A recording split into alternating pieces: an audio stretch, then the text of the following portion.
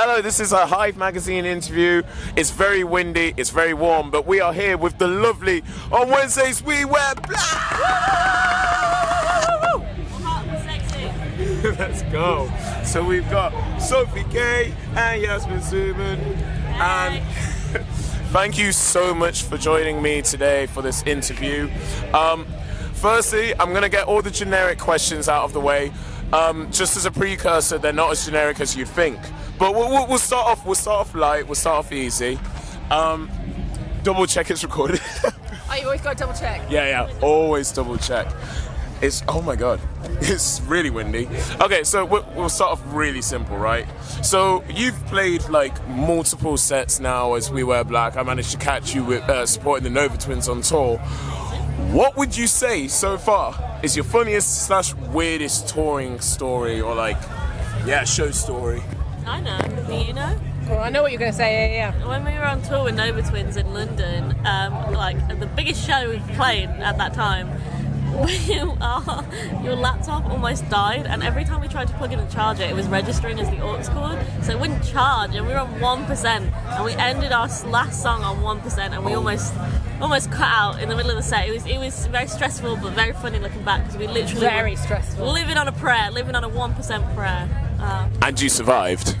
We did. We slayed it. Yeah. We really slayed it. Slayed. We always slayed. Was that before or after Manchester? That was After Manchester. It was last night, yeah. It's a good show though. It was a great, for the one that I caught in Manchester, I'm sure the London audience definitely received it well as well.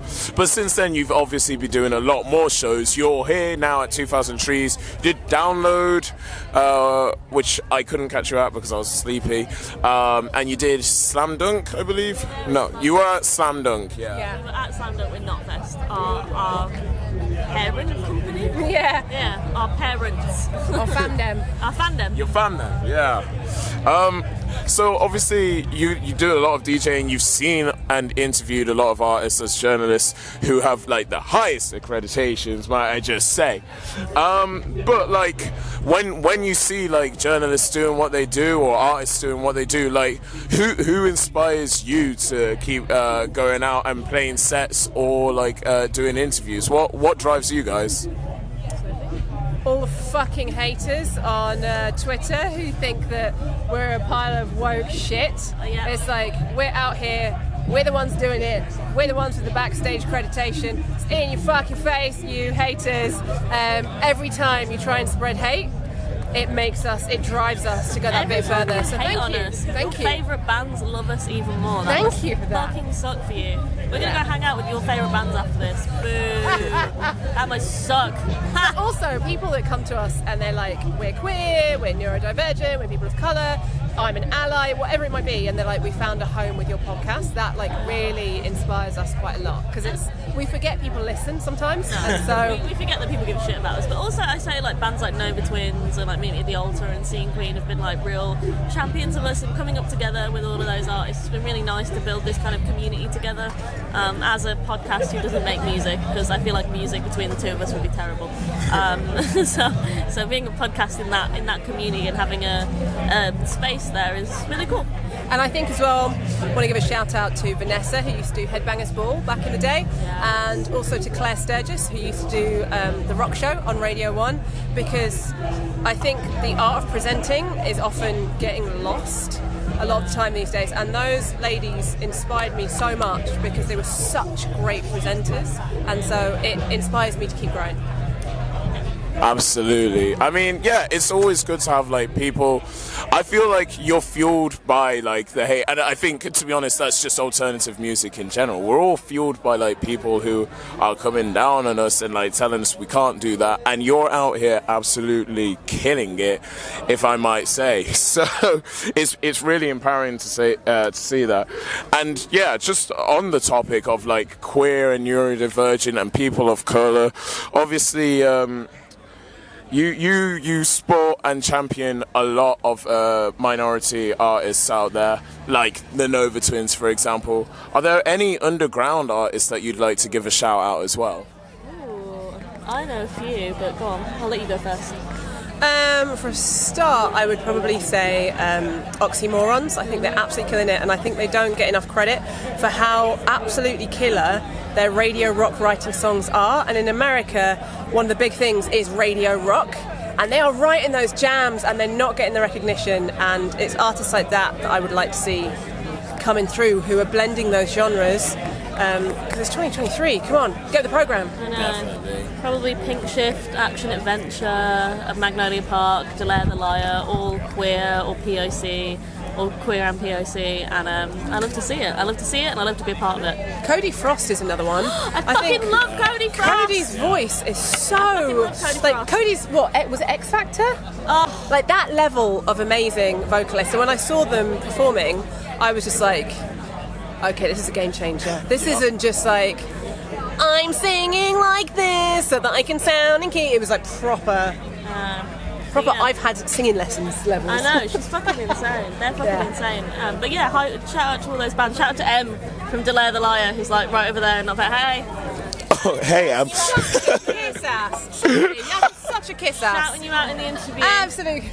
I kiss ass to the hot bitches only. I can't help it. I see a hot bitch, I kiss an ass. Anyway. Okay. Well,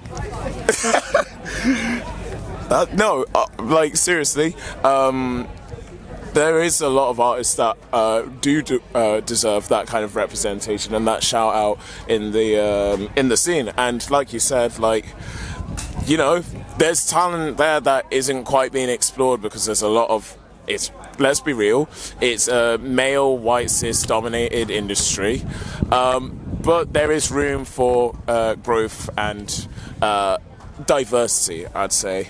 Yeah. It's really good to see like that you encourage that so much. I think what would be good to add is when we talk about this, we're not talking about taking away spaces from white artists. That's not what we're talking about.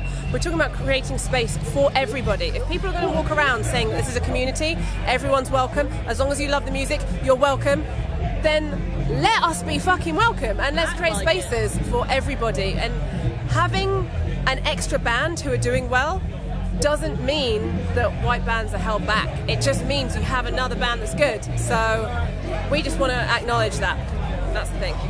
Absolutely. 100%. So, I'm going to go back to the generic questions. I've been asking a lot of artists this so far, and it might seem a bit strange, but I'm just going to launch it at you.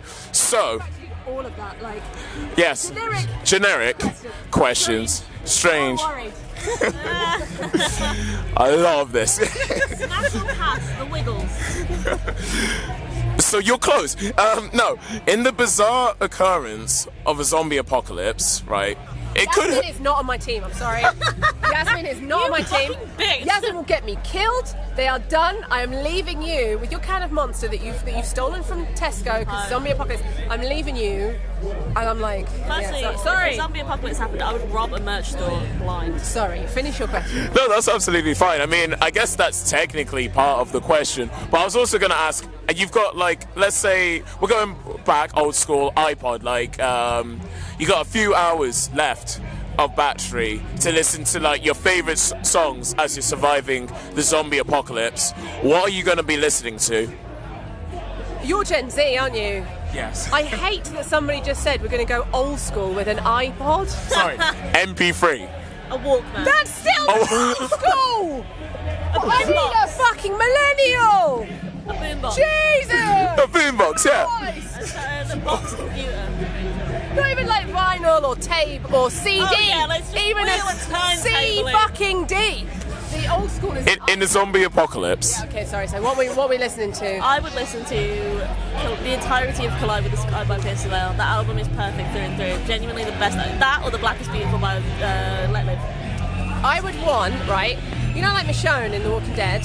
So I'd want some swords like that, and I'd have let the bodies hit the floor, let the bodies hit the floor, shoo, let the bodies hit the floor, shoo, shoo, and I would be so badass, and that is why Yasmine can't be on my team. Whatever. You'd be like, you'd invent a zombie dance. I just know you would. You'd be like, shake it, TikTok, Like Michael Jackson. Yeah, Thriller. Yeah, like Thriller. I've been doing TikTok dances instead of. I'm sorry, I'm so mean to you. That's fine. I do love you. It's fine. I'll just cry myself to sleep. Don't worry about it. So we're gonna TikTok the apocalypse then. That would be what you do, right? I'm down. And let's say it in another hypothetical situation where you got to do a soundtrack for like a video game or a franchise or a movie franchise. Like, what would you like to work on project-wise? We've had the Spider-Man movie come out recently. That's had some absolute bangers on, and the Barbie movie's coming up. You cannot beat the original Spider-Man soundtrack, which had like Corey Taylor Bother, and I believe did it have Bother? I know it also had Chad Kroeger and Josie Scott with that song, whatever it was, but it was really good. So it can't be that. What would you go for? I would like to have us do a remix of either Tokyo Drift, you know, the speeding song, or Bad Girls by MIA, and I would want it on the Tony Hawk Pro Skate, and like us do like a Bad Girls 2023 remix. Ooh, nice. Okay. Right? I'm a genius. I'd be there for that. Thank you everyone. Do you know what I would like? It's like you'll only remember this from millennials, so fuck these guys. But like there were films in the like late 90s. There were all of these high school films, and it was like films like The Faculty and stuff like that. And they always had these soundtracks that were like.